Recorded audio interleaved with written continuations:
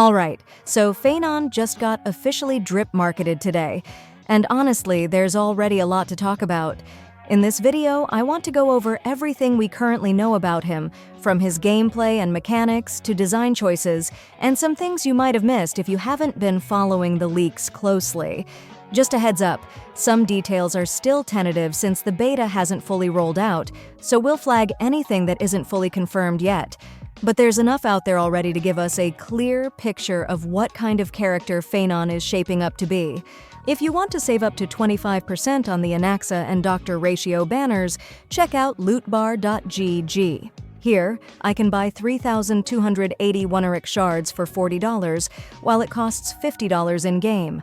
I just enter my UID and select a server. Since every top-up goes through the in-game channel, I received double the Oniric shards for my first purchase and saved $10. Besides Honkai, you can also top up in Genshin, and Lootbar has over 50,000 satisfied users. I regularly use Lootbar for my giveaways, so I can personally recommend it. Use my link in the description for an additional 8% discount. Let's start with the drip marketing itself. Depending on when you're watching this, you might have seen only one version of his splash art, or both. According to leakers, we're actually expected to get two separate drip marketing images, one showing his regular form, and the other being like a mirror version from the opposite angle, revealing more of his second form. In the current artwork, you can already see part of that second form from behind, which is why many are convinced a follow-up post is coming to show it more clearly. Whether Hoyoverse drops both at once or splits them up is still uncertain, but if you've only seen one so far, keep an eye out. Now, why are people so fixated on this second form? Well, it's directly tied to how his kit works. phainon is a 5-star physical destruction character, and unlike anything we've seen so far, his entire playstyle revolves around transformation. When he activates his ultimate, he enters what's currently being referred to as territory mode. In this state, all allies temporarily leave the field, and phainon takes over completely. It's not just a stat boost or a fancy animation, he actually unlocks a brand new skill set with 3 different buttons for attacks. And yes, we're talking actual active abilities, not passives or cancels. During this territory phase, he gains multiple extra turns, and with them, the ability to freely chain different kinds of attacks depending on enemy formation. Think of it as a flexible solo duel kind of combat mode. Then, once the extra turns are used up, he exits this state with a strong final attack. It's very cinematic, but whether it's truly powerful or just flashy, that's still up in the air. Now, there's something else that could make or break how players view him, and that's the interaction between his territory state and off-field effects. According to insights drawn from how duel-style mechanics worked with Hule, and again, phainon may not behave exactly the same way, buffs like auras still apply normally even when allies leave the field. But follow-up attacks and other off-turn effects might not trigger properly. There could also be issues with how bonus damage displays in the panel. So while this doesn't sound like a massive problem, it does mean that teams relying heavily on passive triggers might not work well with him. Another interesting limitation is that only one territory-type skill can be active at a time. So if you have 2 characters who both generate their own field effects, say phainon's territory and Triby's zone, they'll conflict, with only one taking priority. In phainon's case, activating his territory will override and disable other existing zones, even though supportive effects like buff auras and relic bonuses will still function. This kind of mutual lockout might not matter for most team comps, but it's definitely something to keep in mind when planning for future synergy or possible field-based mechanics down the line. Speaking of uncertainty, he doesn't use energy like most other characters to activate his ultimate. Instead, he builds up a mysterious resource through actions like getting targeted by a skill or using his own basic skill. This resource caps at 12 stacks, and once it hits a certain number, probably a fixed threshold, you can trigger the ultimate. It's also been mentioned that his eidolons might lower the required number of stacks, so we'll see how that plays into his scaling and rotation efficiency.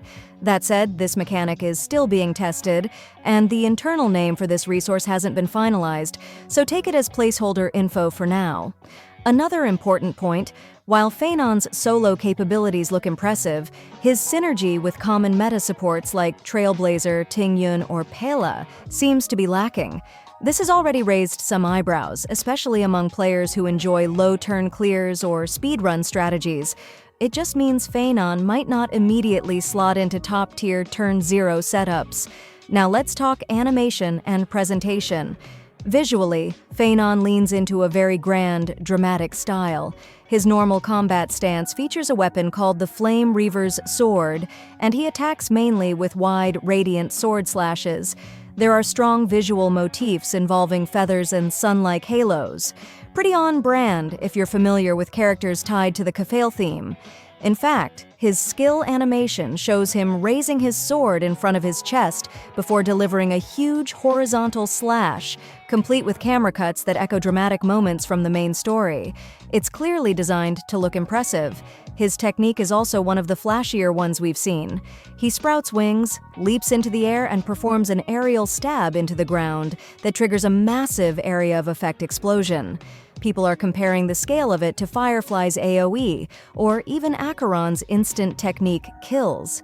If that turns out to be accurate, then phainon might actually be useful in overworld content just for his technique alone.